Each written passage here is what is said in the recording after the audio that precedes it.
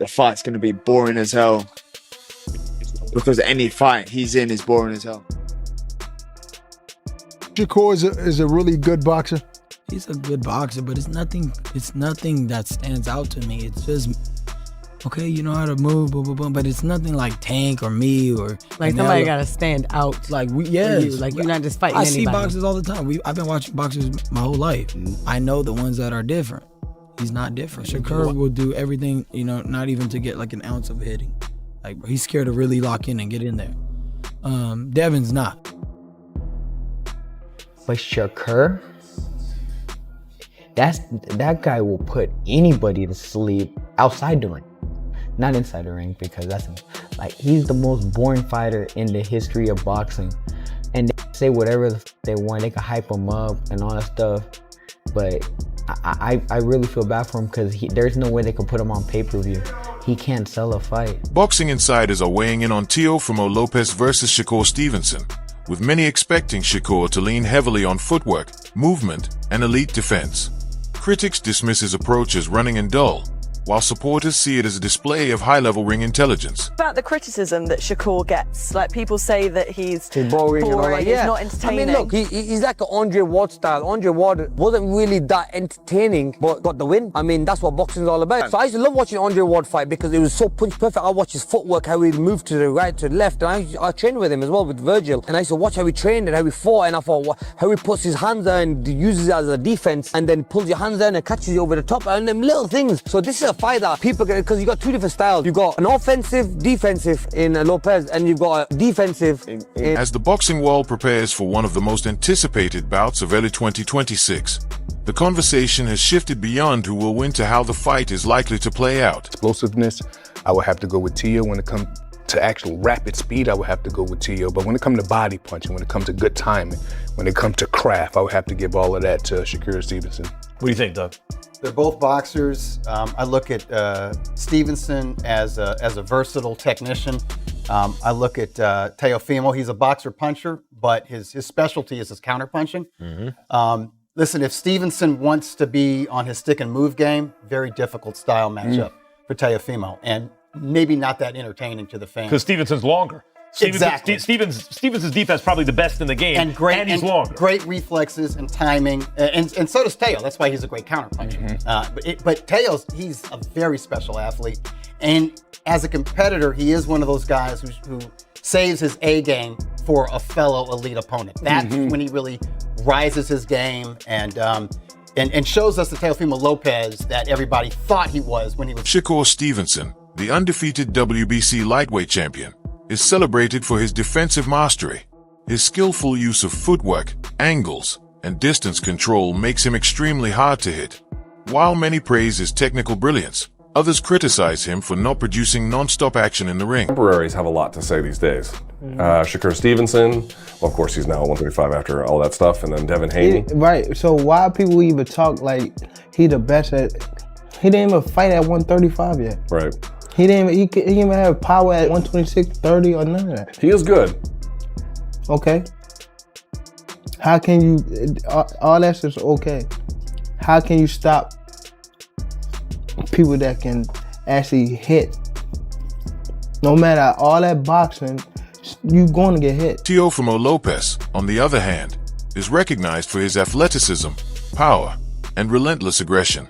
A former unified lightweight champion and the current WBO super lightweight title holder, Lopez's style revolves around pressuring opponents and landing fight-changing punches. Seen him around 140. We have seen Teofimo do good at 140, so it's a tricky one. I think it's a 50-50 chess game inside that ring. If you have to give somebody 51, the other guy 49, like the smallest edge. You're gonna put him in the spot, but only because I fought him before. I'll give him that 1% Shakur because I've fought him.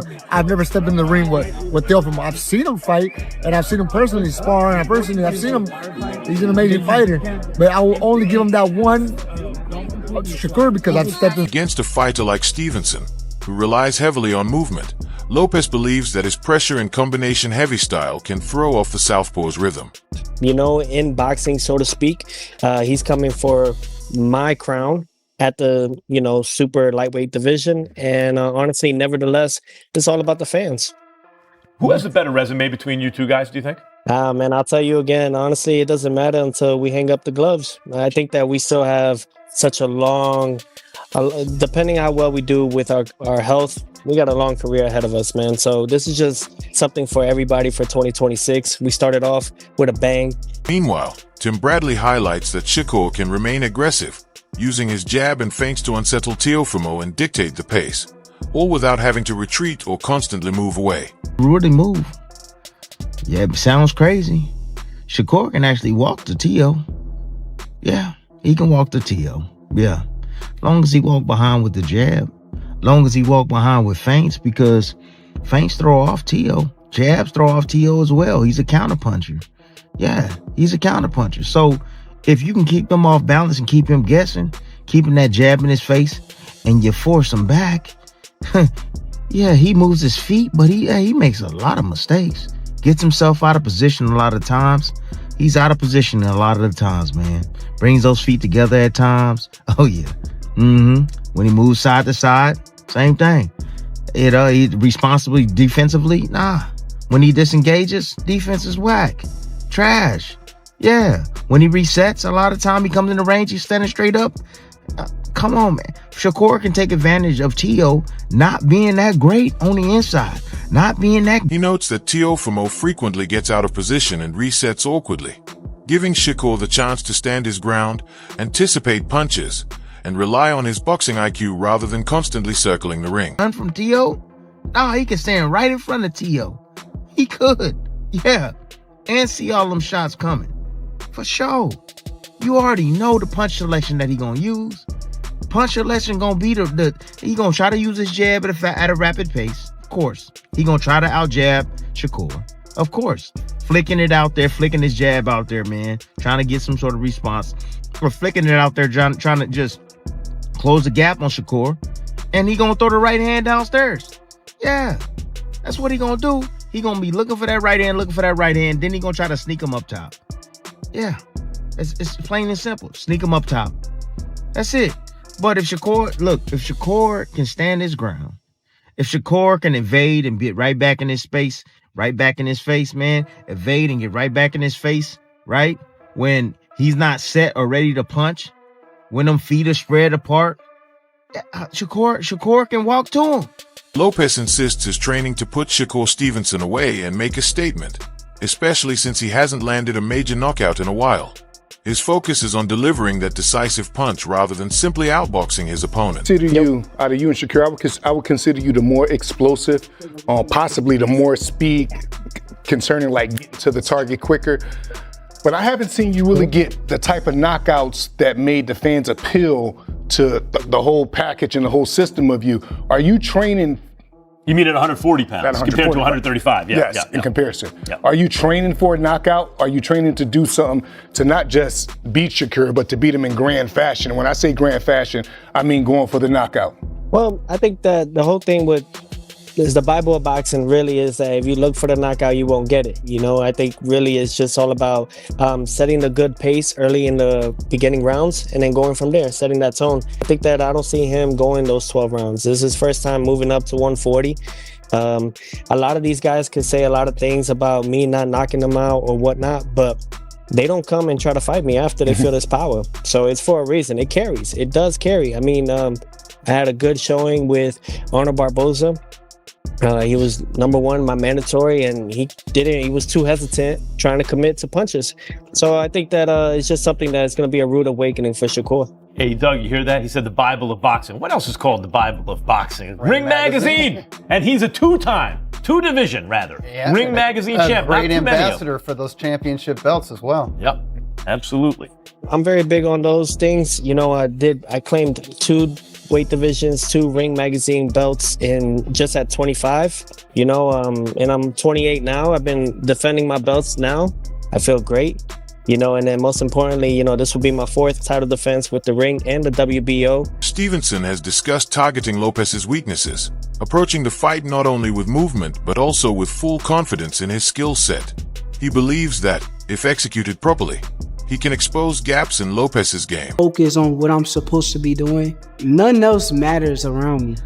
That 4-weight world champion, it means everything to me. That's me separating myself. A lot of these guys that they claim is the guys nowadays, none of them can say that they are a 4-weight world champion.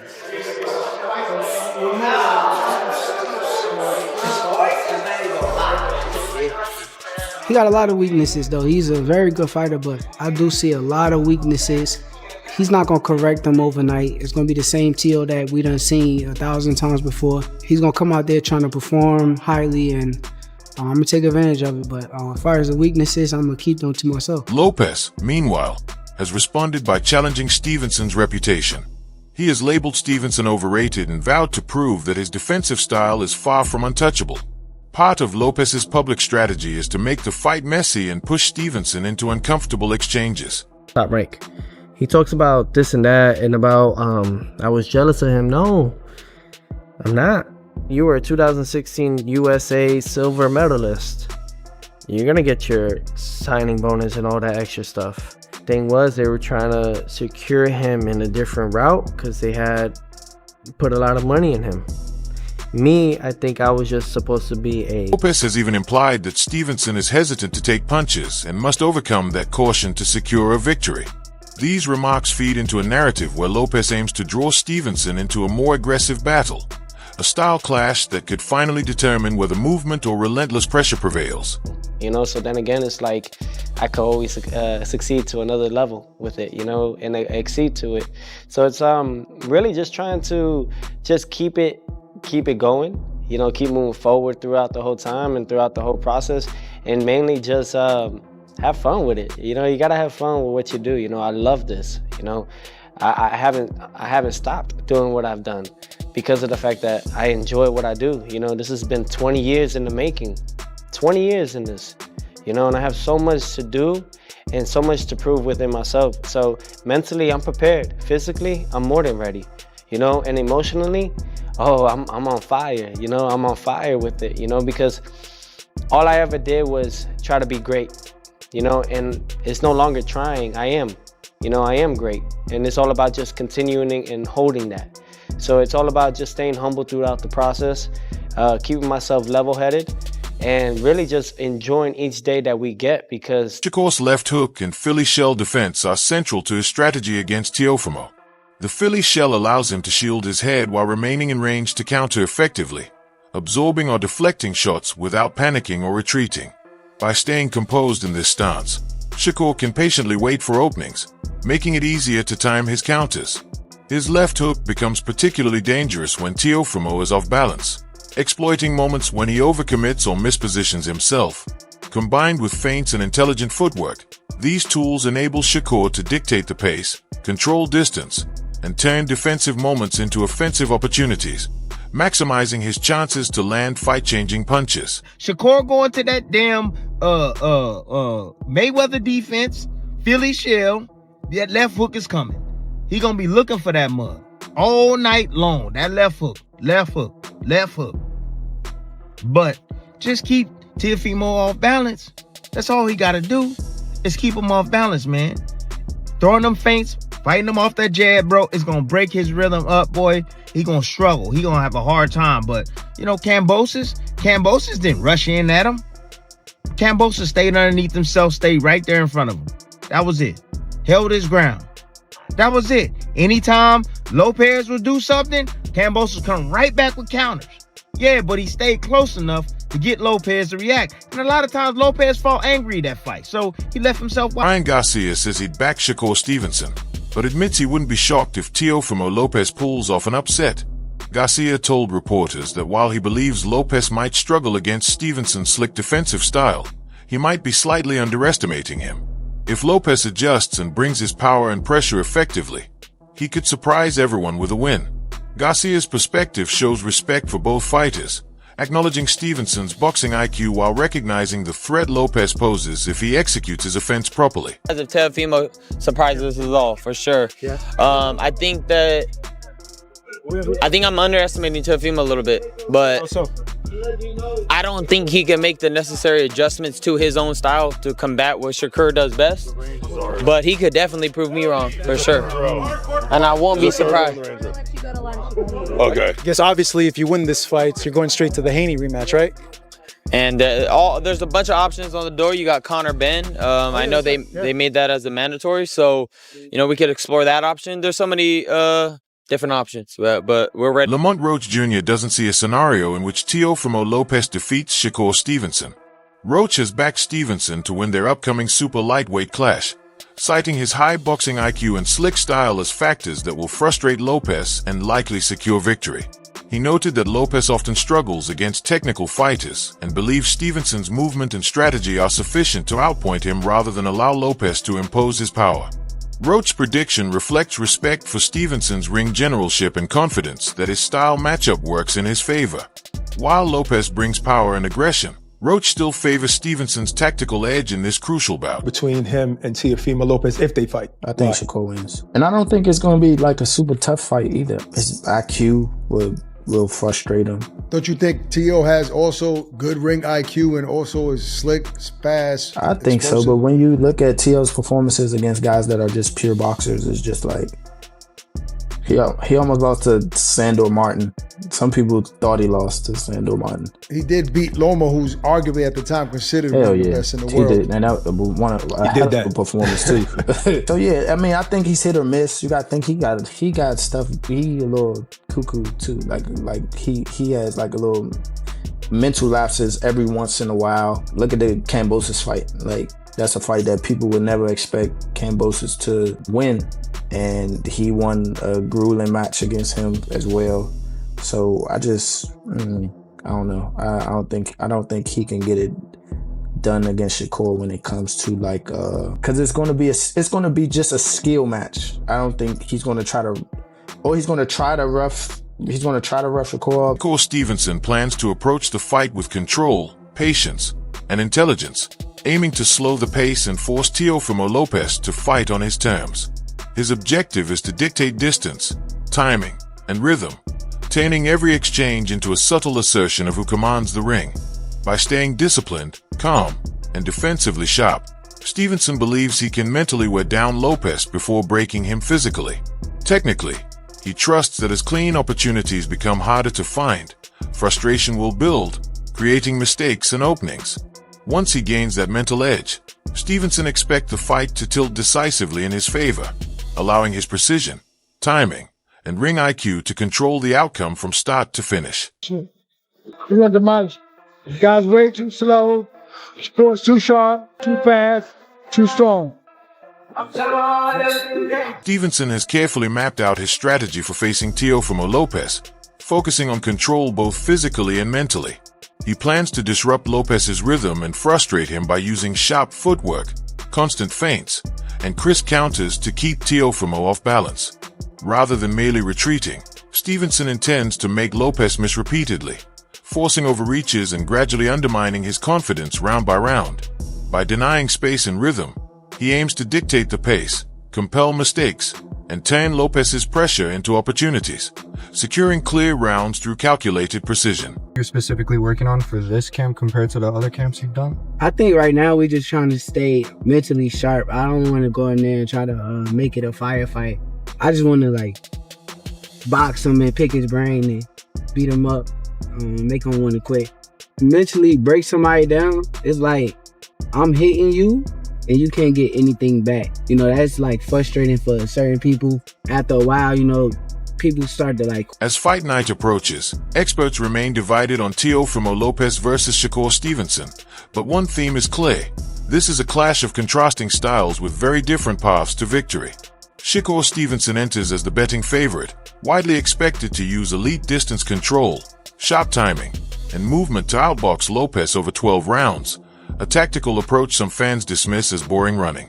Many analysts predict Stevenson's style will frustrate Lopez and earn him a decision win, though opinions differ on entertainment value. Meanwhile, Lopez insists his training to punch his way to victory, eager to prove critics wrong and deliver the kind of knockout that has eluded him recently. Ultimately, The outcome may hinge on whether Lopez's power can disrupt Stevenson's rhythm or if Stevenson's precision and ring IQ will carry the day. Shakur is very passionate about the sport. He's a kid that has always wanted to be considered the best in the sport. From the amateurs till now, he wants to be pound for pound top dog. He wants to be on Mount Rushmore, so on and so forth. Teofimo, I feel that he's had that passion, right? But he's had lapses to the, at times where he thought about even quote unquote retired and said he was done with this game. Now, I don't know if that helps you because it creates this chip on your shoulder as a fighter to keep continuing to prove the world wrong that you are one of the best, or if it psychologically affects you against a guy like Shakur. When you go against a guy like Shakur reminds me of Bud Crawford. You can't have those lapses. You can't have that kind of mindset. And I think, Teo's been very vocal about the things that he struggled with. And, he was going through a divorce and all of these things were making it really, really hard for him to focus on his first love. But that's the thing. Recently, he said he came back to his first love. He remembers that this is what got him everything he has. And he's back in love with boxing. And that's what we've been wanting to hear. And when we see a Teo like that, he's sharp against Josh Taylor. When we see a Teo like that, he's sharp against Lomachenko and also willing to fight all these guys. Now think about this. I know we call big, heavy punches the boogeyman, but usually the boogeyman is the guy that's hard to beat. And Shakur, nobody really wanted to fight him. And once again, Teofimo Lopez is fighting a